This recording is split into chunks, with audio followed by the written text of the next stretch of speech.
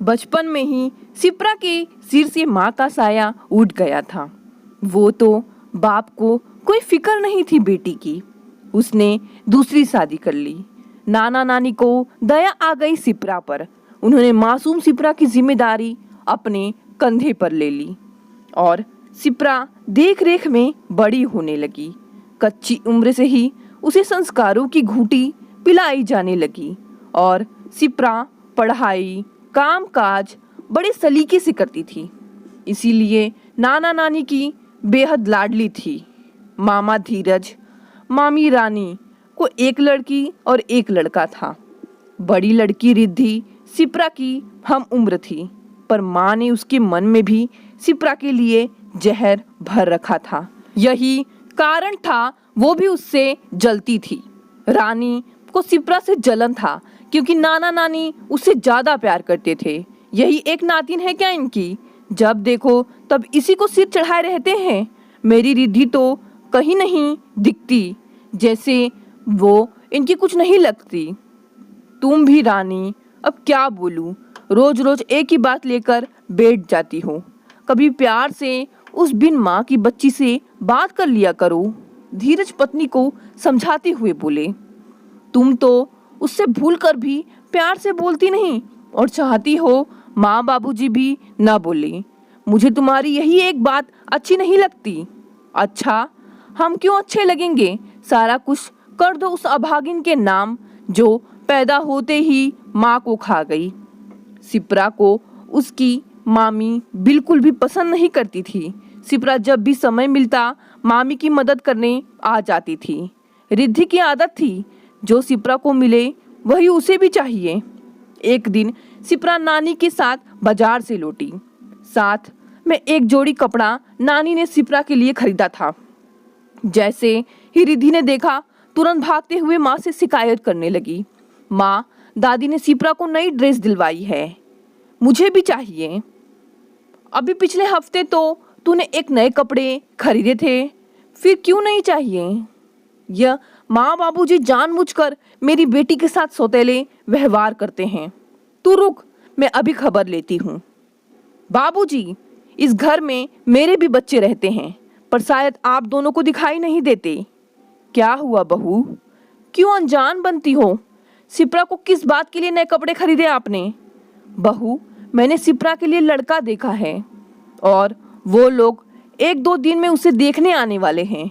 नए कपड़े थे नहीं, क्या पुराने कपड़े पहनेगी शिप्रा? लड़के वाले क्या कहेंगे? शिप्रा की शादी की बात उसके दादाजी ने अपने मित्र के पोते से चलाई थी। लो कर लो बात, इतना कांड रच लिया और मुझे कोई खबर नहीं। क्यों अम्मा? धीरज ने कहा, वो तुम्हें बता देगा। क्या उसने नहीं बताया तुम्हें? हमें लगा तुम्हें सारी जानकारी होगी। एक दिन बाद विजय कुमार अपने बेटे बहू और पोते राहुल के साथ शिप्रा को देखने आ गए। आपकी पोती तो हमें पसंद आ गई, अब फैसला मेरे बच्चों के हाथ में है। राहुल के माता पिता बोले। शिप्रा हमें भी पसंद है। अब दोनों परिवार को रिश्ता पसंद आ गया और शादी का दिन तारीख चुन लिया गया। शिप्रा के लिए इतना सुंदर घर और वर देखकर शिप्रा की खुशियां मामी और रिद्धि को अखरने लगी। रानी अब इस कोशिश में थी, काश मेरी रिद्धि की शादी राहुल से हो जाए। शादी की तैयारी शुरू हो गई थी। राहुल बहुत चाहने लगा था शिप्रा को, इसलिए दुल्हन का जोड़ा वो अपनी तरफ से शिप्रा को देना चाहता था। इसके लिए राहुल शिप्रा को साथ ले जाना चाहता था, पर मामी ने जबरन रिद्धि को साथ भेजा ताकि वो अकेले ना हो पाए। बहू, रिद्धि को क्यों भेजा तुमने? उसका क्या काम? अम्मा, दोनों जवान हैं। हमारे खानदान में शादी से पहले लड़की नहीं निकलती लड़के के साथ। कुछ ऊंच नीच हो गई तो उसका भुगतान तो मुझे और मेरी बेटी को करना पड़ेगा। आप लोगों को क्या फर्क पड़ेगा? अब तो रानी नई नई चाल चलने लगी कि रिद्धि की शादी कैसे भी राहुल से ही हो। एक दिन रानी ने शिप्रा की सास को फोन लगाया। कैसी हो बहन? इकलौते बेटी की शादी को लेकर आकांक्षाएं तो बहुत होती है। मेरा भी इकलौता लड़का है, मगर मेरे तो बड़े अरमान हैं भाई, मैं तो खूब दहेज लूंगी, यूं ही ससुर की बातें सुनकर थोड़ी ना चलूंगी। समाज तो यही कहेगा ना, बिन लेन देन की शादी, कुछ तो बात है जरूर। रानी को मौका मिल गया था। राहुल की माँ के लालच को परख उन्होंने अपना दांव खेल दिया कि अगर रिद्धि और राहुल की शादी होती है तो मन चाहा दहेज देती। बहकावे में आकर राहुल की माँ ने शादी के ठीक 2 दिन पहले ही मांग रख दी। पति सास ससुर ने बहुत समझाया, किंतु वो टस से मस ना हुई। राहुल मेरा बेटा है, मेरे भी कुछ सपने हैं, आपको मंजूर हो तो ठीक है, नहीं तो अभी 2 दिन हैं, आप सोच लीजिए। राहुल की माँ ने शिप्रा के घर आकर कहा। उसकी इस मांगों को पूरा करने में नाना जी सक्षम नहीं थे। शिप्रा से नाना नानी की लाचारी देखी न गई, वो शादी के लिए मना कर दी। इसी का फायदा उठाकर राहुल की माँ ने रिद्धि की शादी तय कर दी राहुल से। मम्मी, मैं ये क्या सुन रहा हूँ?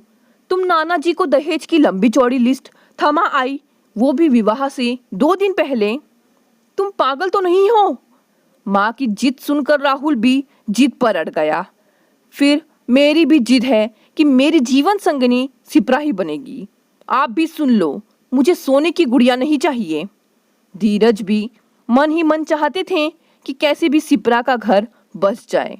उन्होंने राहुल की माँ से कहा, देखिए, मुझसे जो बन पड़ेगा वो खुशी से देने को तैयार हूँ, बस शिप्रा ही आपके घर की बहू बनेगी। तभी बातचीत के बीच में राहुल आ गया। मामा जी, आप बेफिक्र होकर जाइए, मेरी शादी सिर्फ और सिर्फ शिप्रा से ही होगी, आप दहेज की फिक्र मत करो। राहुल की बात सुनकर धीरज वहां से संतुष्ट होकर चले गए। माँ जो लड़की बहन का हक छीनकर खुश होती है, वो मेरा घर क्या संभालेगी। बेटे की जिद के आगे माँ आखिर झुक गई। तय समय पर बारात द्वार पर पहुंच गई थी। बारात की आवाज सुनकर शिप्रा भागकर अपने कमरे में चली गई और रोने लगी। जोर जोर से दरवाजे पीटने की आवाज से वो डर गई। खोलकर देखा तो मामा थे और साथ में लड़कियां थी। सुनो बेटा, जल्दी से तैयार होकर नीचे आओ, और यह रहा शादी का जोड़ा। पर मामा जी, तू चिंता मत कर शिप्रा, तेरी मामी को अच्छे से समझा दिया है, अब सब ठीक है। चल जल्दी से तैयार हो जा, नीचे राहुल इंतजार कर रहा है। धीरज मुस्कुराते हुए चले गए। शिप्रा और राहुल की शादी हो गई और शिप्रा विदा हो गई। नाना और नानी शिप्रा का घर बस जाने से बहुत खुश थे। यहाँ कमरे में रिद्धि ने हंगामा खड़ा कर दिया था। सारा सामान उसने बिखेर कर रख दिया था और रोए जा रही थी। माँ, आप कुछ बोली क्यों नहीं? इतनी बड़ी साजिश, जैसे मैं सौतेली बेटी हूँ। मेरी खुशियाँ छीन कर ले गई, वो कभी खुश नहीं रहेगी। माँ, कुछ बोलो तो। क्या बोलूं? तेरे पिता जहर खाने वाले थे। उन्होंने मुझसे कसम ली थी कि मैं कमरे के बाहर ना आऊं जब तक वो विदा नहीं होती। मैं उन्हें खोना नहीं चाहती थी। तेरे लिए अपना घर तो नहीं उजाड़ सकती थी। तेरे लिए तो मैं राजकुमार ढूंढ लाऊंगी। तू सब्र कर ले बेटा, सब्र। तब से धीरज कमरे में आ गए। तो तुम्हें क्या लगा मैं सही में जहर खाने वाला था? मैं तुम लोग जैसा स्वार्थी नहीं हूँ जो अपनी खुशी के लिए किसी की भी खुशियाँ छीन लूँ। रानी, सिर्फ तुम्हारे कारण मैं कभी उस बच्ची को पिता का प्यार तो छोड़ो, मामा का प्यार तक ना दे पाया, क्योंकि मैं ऐसा करता तो तुम कलह करती और उसके साथ साथ माँ बाबूजी का जीना मुश्किल कर देती। तुम उस बच्ची की इतनी बड़ी खुशियाँ भी छीन लेती, ऐसा मैं हरगिज ना होने दूँ। स्वार्थ कभी भी खुशियाँ नहीं देता रानी। खुशी पाने के लिए त्याग और समर्पण भी चाहिए। अब जरा तुम भी कुछ अच्छे संस्कार रिद्धि को देना शुरू कर दो तो बेहतर होगा। अब सुधर जाओ या कलह मचाओ या कुछ भी करो, शिप्रा का घर बस गया। अब मुझे कुछ फर्क नहीं पड़ता, मैं बहुत खुश हूँ आज। और वो निकल गई कमरे से और माँ बेटी एक दूसरे की शक्ल देखते रह गए।